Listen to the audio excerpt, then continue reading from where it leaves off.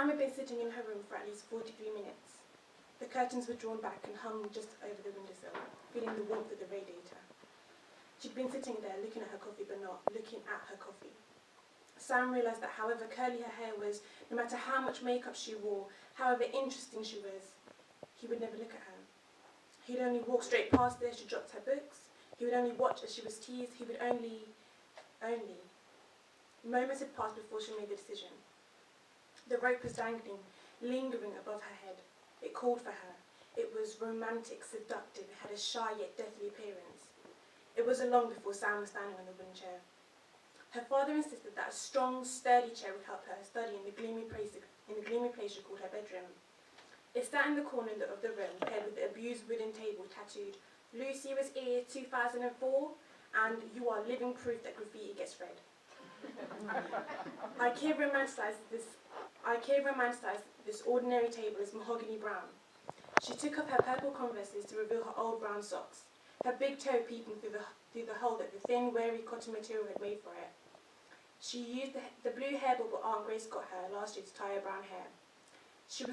Her hair was not auburn, red, sandy, or any other shade of brown. It didn't glisten in the sun, it wasn't soft or smooth, just dull brown. There were no tears from her eyes. She left no note. She never fulfilled any of her wishes, nor did she look back at her life in nostalgia, just disappointment. The noose slipped easily over her head and fastened smoothly. It caressed her thin neck. Sam smiled with pleasure as the rough rope rubbed against her skin. Like a tie, she thought.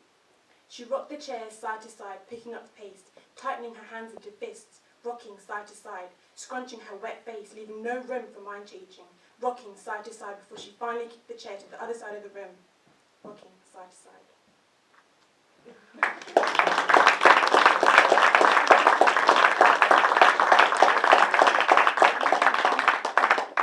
And the second piece I'm going to read is called Water and Earth. I sat there for a few moments watching the waves hit against the rocks, watching their disputes unravel before they finally settle for a few hours, going into stalemate before the battle begins once again. You may not know me, and I may not know you, but I am you, don't you see?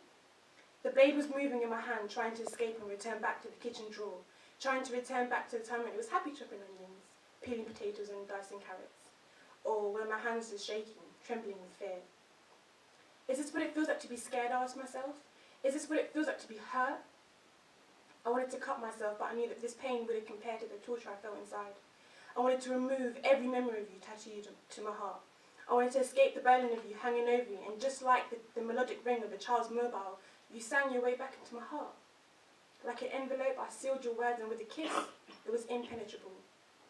I filtered the grey and unforgiving agony out to keep the gleaming smile on my face. And even though I knew what you did, I still forgave you. And even though I was suicidal, I still killed for you and your love. I guess that's why they call this bit sleep. As water and earth dispute, my heart beats faster and faster, and no, not like any other ordinary drum, like the African tribal drum, dancing to the rhythm of incompatible love and hate. My soul sings and hums like the indigenous Maasai women after a long day's work looking after the cattle. The foundation of our love is as tough as the mud huts that shelter the warriors of their village. I often lose myself in the Kenyan forest trying to escape. You took a sip of this love potion and now you are cursed, I imagine the witch doctor saying to me.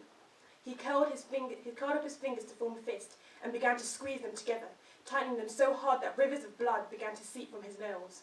His eyes, furious and black, looked into mine, and he uttered, "Love is a curse. Grind these seeds of forgiveness. Take the flower of new beginnings, the pus of a friendship beetle, and visit Mama Genuine's shop for a bottle of water from the valleys of hope. Rub these on your wounds and you shall be cured." Forever this conflict is in my heart, pumping through my veins, sending me into a psychological cardiac arrest, leading me to question how much I really love you. I guess that's why they call this bittersweet. Bruno Mars said that you would catch a grenade for me, but in this bout of happiness, the only weapon I have is my dignity. I used to love holding your hands, concluding that the cracks in our palms complemented each other, and I loved the way our fingers interlocked, perfectly fitting into place as if it was meant to be. Our fingers intertwined in the sweet web of the black widow that they call love. The blade caught the light and flickered on my face, revealing my tired eyes. The pitter-patter of the amiable rain outside cried for me. My tears were all dried out. The cracks of our skin resembled that of the Sahara desert. My lips shriveled up like a prune. It's time.